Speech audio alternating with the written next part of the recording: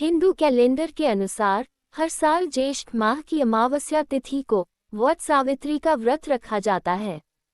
वट सावित्री का व्रत और पूजन पति की लंबी आयु की कामना के लिए किया जाता है। वट सावित्री पर भगवान विष्णु और देवी लक्ष्मी के साथ सावित्री, सत्यवान, वट वृक्ष और यमराज की भी पूजा की जाती है। इस दिन पूजा के दौरान वट सावित्री व्रत पर सावित्री सत्यवान की कथा सुनना या पढ़ना बेहद जरूरी होता है, क्योंकि इसके बिना वट सावित्री की पूजा अधूरी मानी जाती है। तो चलिए सुनते हैं आज की कहानी, सत्यवान सावित्री की व्रत कथा।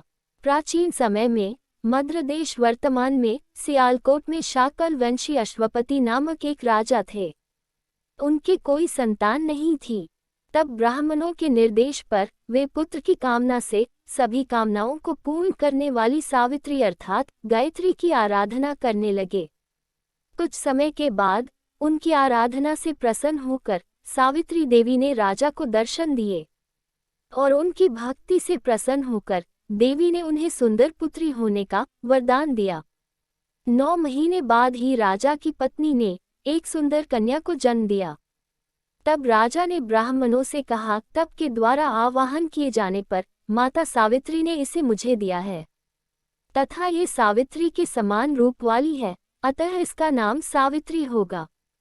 उद्धरण चिन्ह। तब उन ब्राह्मणों ने उस कन्या का नाम सावित्री रख दिया।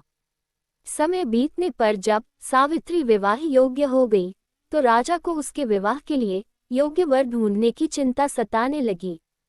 तब राजा ने सावित्री को मंत्रियों के साथ स्वयं ही वर ढूंढने के लिए भेज दिया। सावित्री घूमती घूमती जंगल में पहुंच गई। वहां उसकी मुलाकात द्युमत्सेन के पुत्र सत्यवान से हुई। तब सत्यवान ने सावित्री को बताया कि मेरे माता पिता दृष्टिहीन हैं।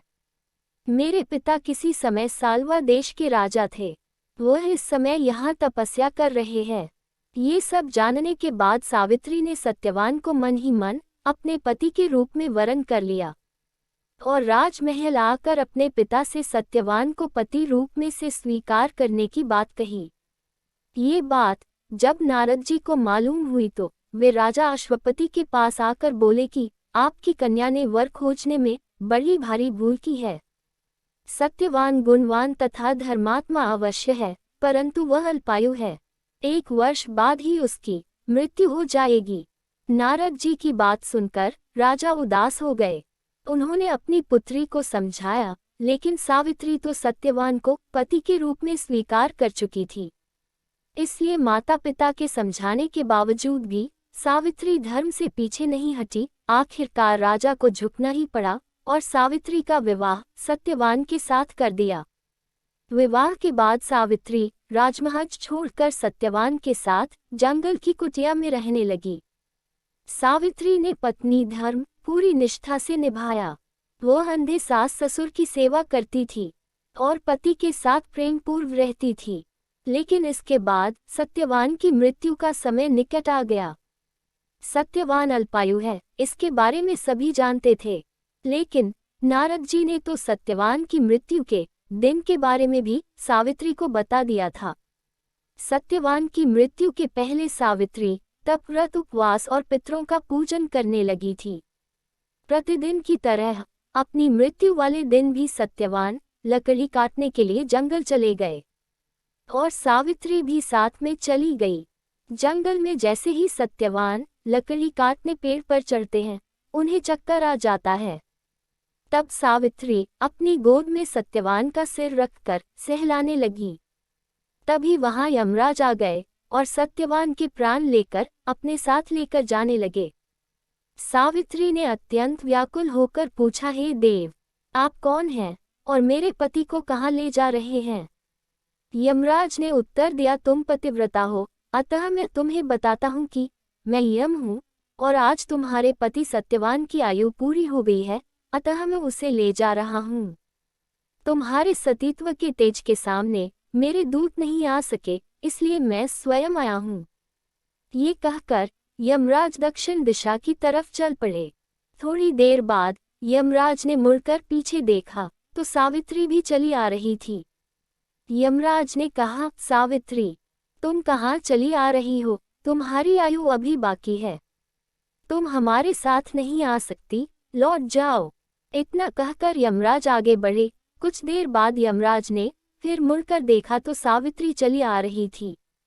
यमराज ने फिर कहा, तुम क्यों मेरे पीछे आ रही हो? सावित्री बोली, महाराज, मैं अपने पति को कैसे छोड़ सकती हूँ? जहाँ मेरे पति जाएंगे मैं भी वहीं जाऊंगी, यही सनातन धर्म है। सावित्री की निष्ठा और पतिपरायणता देख यमराज ने कहा कि देवी आप धन्य हैं, पर जो ईश्वर का नियम है वह नहीं बदला जा सकता। तुम चाहो तो कोई वरदान मुझसे मांग लो, केवल सत्यवान का जीवन छोड़कर जो मांगना है मांग लो और चली जाओ। सावित्री ने बहुत सोचकर कहा, मेरे सास और ससुर देखने लगे और उनका राज्य वापस मिल जाए। यमराज ने कहा, ऐसा ही होगा, और आगे चल दिए। थोड़ी देर बाद यमराज ने देखा कि सावित्री फिर पीछे पीछे आ रही है। यमराज ने सावित्री को बहुत समझाया और कहा, अच्छा एक वरदान और मांग लो। सावित्री ने कहा, मेरे पिता को संतान प्राप्त हो जाए। यमराज ने वरदान दे दिया और आगे बढ़ गए। कुछ दूर जाने के बाद उन्होंने पीछे गर्दन घुमाकर देखा, सावित्री चली आ रही है। उन्होंने कहा, सावित्री तुम क्यों चली आ रही हो? ऐसा कभी नहीं हुआ, कोई जीवित शरीर मेरे साथ नहीं जा सकता, इसीलिए तुम लौट जाओ। सावित्री ने कहा, अपने पति को छोड़कर नहीं जा सकती, मैं अपने शरीर का त्याग कर सकती हूँ। यमराज चकराया कि यह कैसी स्त्री है, इतनी देर से कोई बात नहीं मानती, पता नहीं क्या करना चाहती है। उन्होंने कहा, अच्छा एक वरदान और मांग लो। सावित्री ने कहा, महाराज आप यदि वरदान ही देना चाहते हैं तो ये वरदान दीजिए कि मुझे सत्यवान से 100 पुत्र प्राप्त हो जाए। यमराज ने बिना सोचे समझे ही कह दिया, ऐसा ही होगा, और आगे बढ़ गए। किंतु कुछ ही दूरी पर उन्हें ऐसा लगा कि वह लौटी नहीं। यमराज को क्रोध आ गया। यमराज ने कहा, तुम मेरा कहना नहीं मानती हो।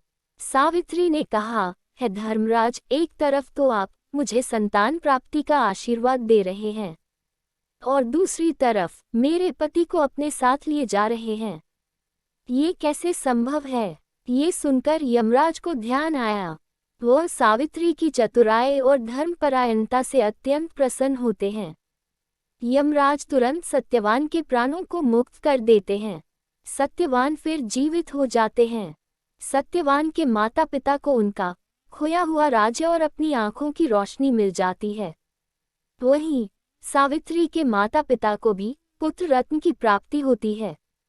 इस प्रकार सावित्री अपनी तपस्या, कर्म और धर्म से सभी के जीवन में खुशियां भर देती हैं। जो मनुष्य सत्यवान सावित्री की इस कथा को नित्य सुनता है, वह सभी प्रयोजनों में सफलता प्राप्त कर सुख का अनुभव करता है और कभी भी दुख का भागी नहीं होता। आशा करती हूँ आपको ये कहानी पसंद आई होगी। आपको ये कैसी लगी नीचे कमेंट में जरूर बताएं।